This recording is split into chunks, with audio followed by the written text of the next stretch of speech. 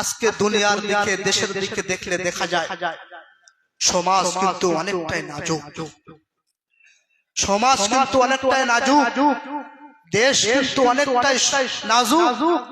সারা দিক থেকে মুসলমানদেরকে চেপে ধরার ব্যবস্থা করছে, সারা দিক থেকে কিন্তু মুসলমানদেরকে টার্গেট করা হচ্ছে।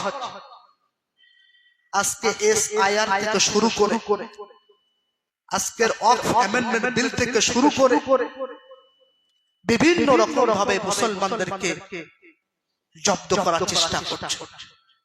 কিন্তু ওরা জানে না ये कौम मिटने वालों में से नहीं है। बहुत सारे आए थे मिटाने वाले, बहुत आए थे इस्लाम को मिटाने वाले, लेकिन हम मिटने वालों कौम में से नहीं।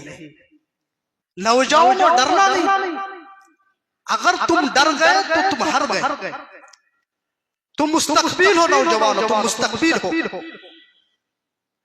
तुम्हें जागना होगा। डरना किसी से नहीं, मुसलमान किसी से डरता ही नहीं, सिर्फ डरता है तो एक अल्लाह से डरता है।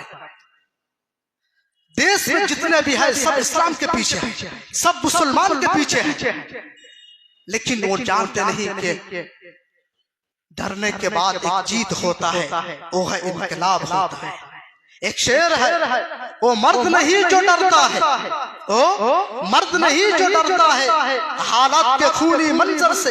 जिस हाल में जीना मुश्किल हो उस हाल में जीना मरती है। हमारे जिस्म जख्मों से जोर सही, हमारे जिस्म जख्मों से जोर सही, तुम अपना शिकस्ता तीर गिनो। खुद हाल तरकस बुलंद बोलने लगे, बाजी जिसने हारी है हर हाजी हर बाजी हक की बाजी है। ए बाजी तुम ही हारोगे, ए बाजी तुम ही हारोगे। এখানে বলতে চেয়েছে পুরুষ তুমি ভয় করো না, মুসলমান তুমি ভয় করো না। তুমি ভাবছো সকলেই আমাকে টার্গেট করছে, হয়তো আমার কওম শেষ হয়ে যাবে। যেখানে সেখানে দেখছি মুসলমানদেরকে বলছো তুমি বন্দে মাতরম বলো, তুমি জয় শ্রীরাম বলো, এভাবে আমাকে টার্গেট করা হচ্ছে। কিন্তু ভয় করলে হবে না, ভয় করলে হবে না। যেই ব্যক্তির মধ্যে ঈমান থাকবে না সে ভয় করবে, ঈমানদার কিন্তু কখনো ভয় করে না। আসলে কি বন্দে মাতরম আমরা শব্দটাকে বিশ্লেষণ করেছি। বন্দে মাতরম মানে কি এই জমিনকে নমন করা, পূজা করা, যেটা মুসলমান কখনো করবে না। যারা মুসলমান ঈমানদার মুসলমান যারা, তারা কখনোই এটা করবে না। মানে আমরা শুধুমাত্র পূজা করি, শুধুমাত্র ইবাদত করি এক আল্লাহ। আল্লাহর কাছে তো আমাদের আর কোন ইবাদতের উপযোগ্য না।